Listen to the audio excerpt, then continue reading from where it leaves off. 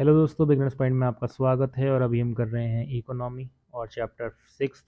Economy का last chapter है और इसके बाद इकोनॉमी ख़त्म हो जाएगी। फिर स्टार्ट करेंगे कोई और बुक, यानी कि पॉलिटी। शायद पॉलिटी या हिस्ट्री में से कोई स्टार्ट कर देंगे। तो ये चैप्टर है open economy, macro economics. An open economy is one which interacts with the other countries through various channels. So far, we had not considered this aspect and just limited to a closed economy in which there are no linkages with the rest of the world in order to simplify our analysis and explain the basic macroeconomic mechanisms.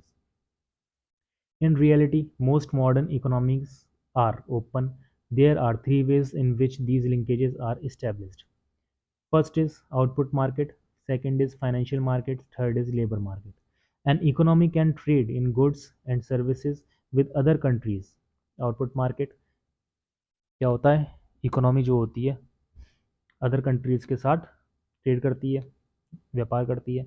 This widens choice in the sense that consumers and producers can choose between domestic and foreign goods. Financial market, most often an economy can buy financial assets from other countries. This gives investors the opportunity to choose between domestic and foreign assets. Labor market. Firms can choose where to locate production and workers to choose where to work. There are various immigration laws which restricted the movement of labor between countries. Movement of goods has traditionally been seen as a substitute for the movement of labor. We focus on the first two linkages. Thus, an open economy is said to be one that trades with other nations in goods and services, and most often also in financial assets. Indians, for instance, can consume products which are produced around the world, and some of the products from India are exported to other countries.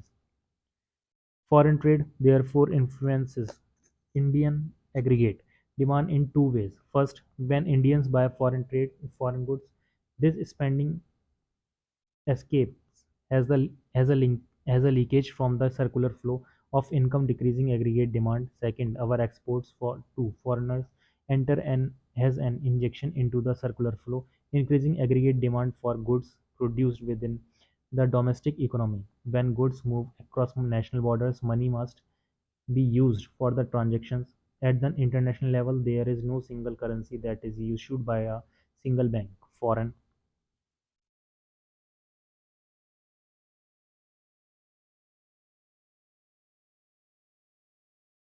economy agents will accept a national currency only if they are convinced that the amount of goods they can buy with a certain amount of that currency will not change frequently. In other words, the currency will maintain a stable purchasing power. Without this confidence, a currency will not be used as an international medium of exchange and unit of account, since there is no international authority with the power of force to the use of particular currency in international transactions. In the past, governments have tried to gain confidence of potential users by announcing that the national currency will be freely convertible at a fixed price into another asset. Also, the issuing authority will have no control over the value of that asset into which the currency can be converted. This other asset most often has been gold or other national currencies. There are two aspects of this commitment that has affected its credibility: the ability to convert freely in unlimited amounts and the price at which this conversion takes place. The international monetary system has been set up to handle these issues and ensure stability in international transactions. With the increase in the volume of transactions, gold ceased to be the asset into which national currencies could be converted. See box 6.2. Although some national currencies have international acceptability, what is important in transactions between two countries is the currency in which the trade occurs. For instance, if an Indian wants to buy a good made in America, she would need dollars to complete the transaction. If the price of the good is $10, she would need to know how much it would cost her in Indian rupees. That is, she will need to know the price of dollar in terms of rupees. The price of one currency in terms of another currency is known as the foreign exchange rate or simply the exchange rate. We will discuss this in detail in section 6.2. The balance of payments.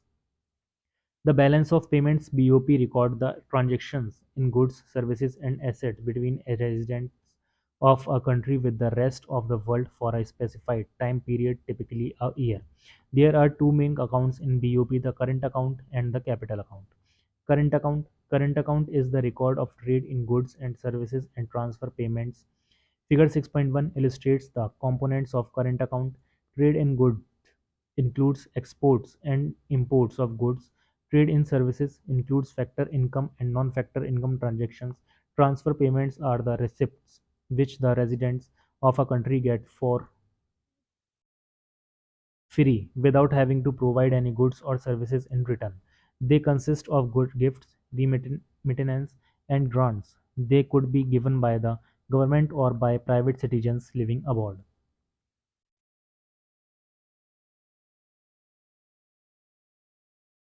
Buying foreign goods is expenditure from our country and it becomes the income of that foreign country. Hence, the purchase of being foreign goods or imports decrease the domestic demand for goods and services in our country. Similarly, selling of foreign goods or exports brings income to our country and adds to the aggregate domestic demand for goods and services in our country. Balance on current account. Current account is in balance when receipts on current account are equal to the payments on the current account. A surplus current account means that the nation is a lender to other countries, and deficit current account means that the nation is borrower from other countries. Current accounts surplus receipt is greater than payment. Balanced current account receipt is equal to payments.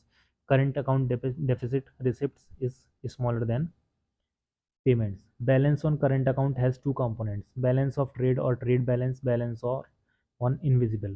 Balance of trade BOT is the difference between the value of exports and value of imports of goods of a country in a given period of time.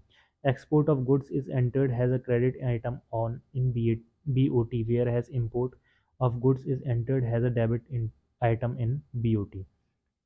It is also known as trade balance. BOT is said to be in balance when exports of goods are equal to imports of goods.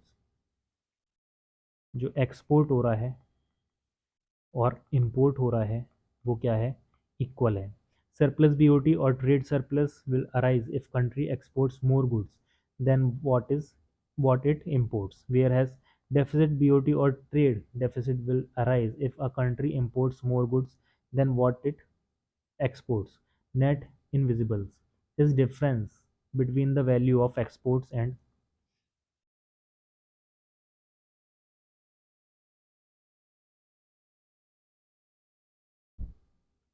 value of imports of invisibles of the country in a given period of time. Invisibles include services, transfers, and flows of income that take place between different countries. Services trade includes both factor and non-factor income.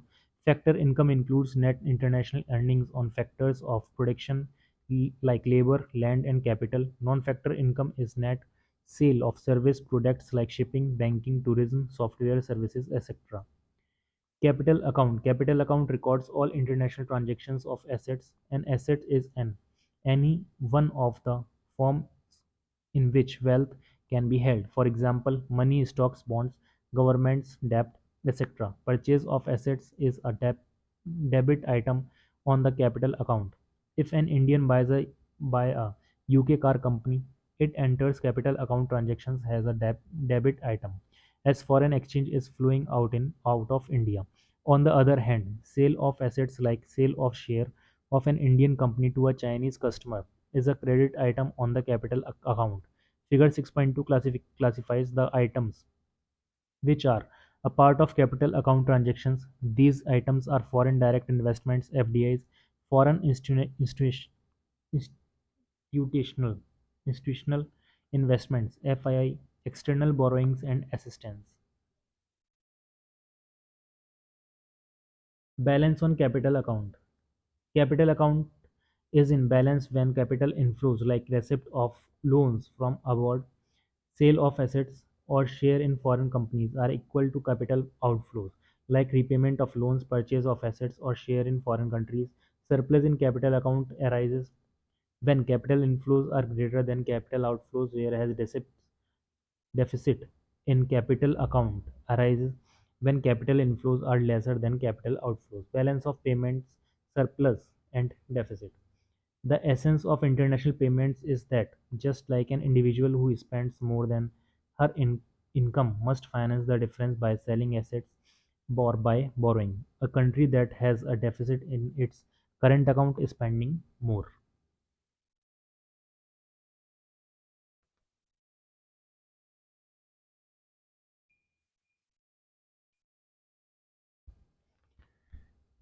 than it receives from sales to the rest of the world, must finance it by selling assets or by borrowing abroad. Thus, any current account deficit must be financed by a capital account surplus, that is a net capital inflow. Current account plus capital account equals to 0.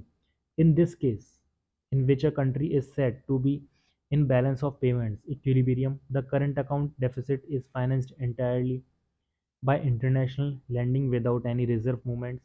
Alternatively, the current country could use its reserves of foreign exchange in order to balance any deficit in its balance of payments. The Reserve Bank sells foreign exchange when there is a deficit. This is called official reserve sale. The decrease increase in official reserves is called the overall balance of payment deficit surplus. The basic premise is that the monetary authorities are the ultimate financiaries of any deficit in the balance of payments or the recipients of any surplus. We note that official reserve transactions are more relevant under a regime of fixed exchange rates than when exchange rates are floating. See subheading Fixed exchange rates under section 6.2.2. Autonomous and accommodating transactions. International economic transactions are called autonomous when transactions are made due to some reason other than to bridge the gap in the balance of payments, that is, when they are independent of the state of BOP.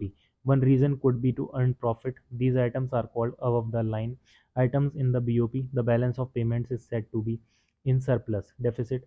It autonomous receipts are greater less than autonomous payments.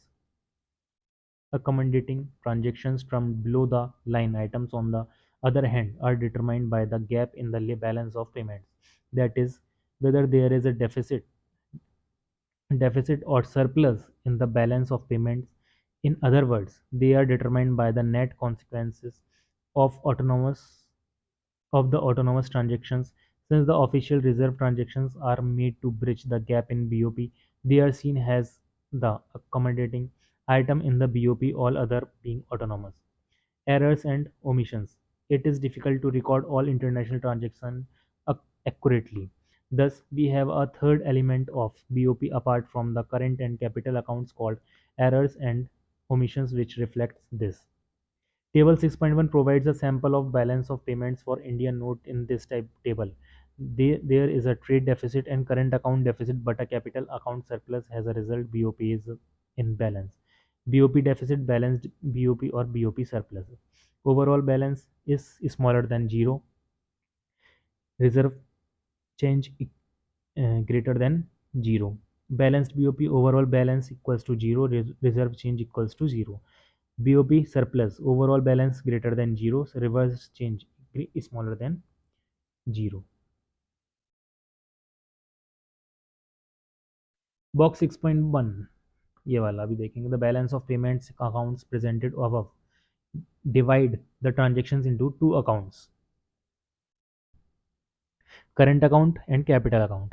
However, following the new accounting standards introduced by the International Monetary Fund in the sixth edition of the Balance of Payments and International Investment Position Manual BPM6, the Reserve Bank of India also made changes in the structure of balance of payments accounts. According to the new classification, the transactions are divided into three accounts: current account, financial account, and capital account.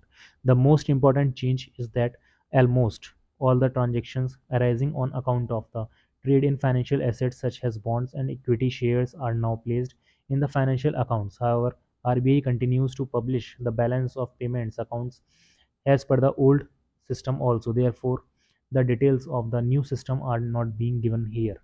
The details are given in the balance of payments manual for India published by the Reserve Bank of India in September 2010. Balance of payments for India in million USD. Exports of goods only 150, imports of goods only 240, trade balance 2 minus 1 minus 19, net invisible 4A plus 4B plus 4C 52, non-factor services 30, income minus 10, transfers 32, current account balance minus 38, capital account balance 41.15, external assistance net 0.15, external commercial borrowings net 2, short-term debt 10, banking capital of which 15, non-resident deposits 9, foreign investment net of which 19, FDI net 13. ठीक है.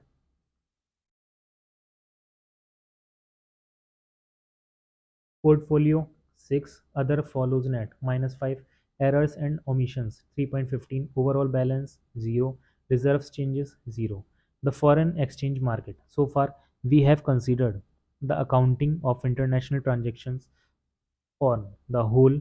We will now take up a single transaction. Let us assume that a single Indian resident wants to visit London on a vacation and import of tourist services. She will have to pay in pounds for her stay here. She will need to know where to obtain the pound and at what price.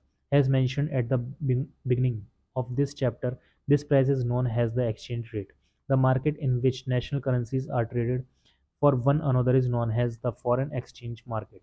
The major participants in the foreign exchange market are commercial banks, foreign exchange brokers, and other authorized dealers and monetary authorities. It is important to note that although participants themselves may have their own trading centers, the market itself is worldwide. There is a close and continuous contact between the trading centers, and the participants deal in more than one market. Foreign exchange rate. Foreign exchange rate, also called forex rate, is the price of one currency in terms of another. It links the currencies of different countries and enables comparison of international cost and prices. For example, if we have to pay rupees 50 for $1, then the exchange rate is rupees 50 per dollar.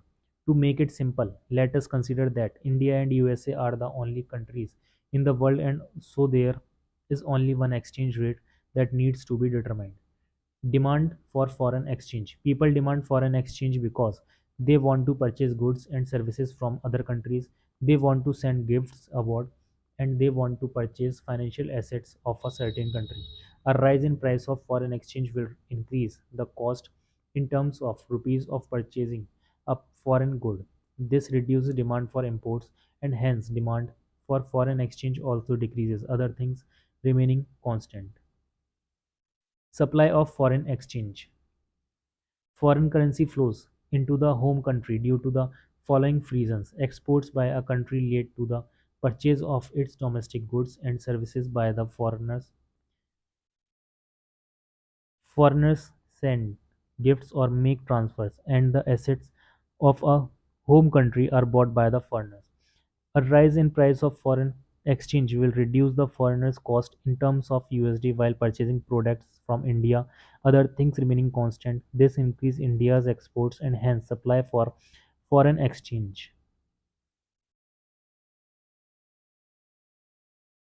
may increase. Whether it actually increases demand depends on a number of factors, particularly elasticity of demand for exports and imports. Determination of exchange and rate. अब ये करेंगे कल.